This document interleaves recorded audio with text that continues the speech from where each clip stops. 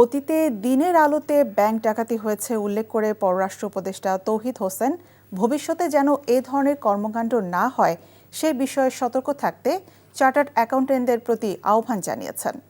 আজ রাজধানীতে এক অনুষ্ঠানে তিনি এমন আহ্বান জানান।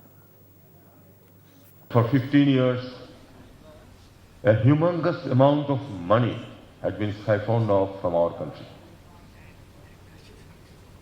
Much of it was done in what I would say bank robbery in broad daylight. But a significant part was also the result of manipulation of accounting. With so many top accountants of the country before me, I would urge your collaboration so that this doesn't happen in future and we can come back to a different path.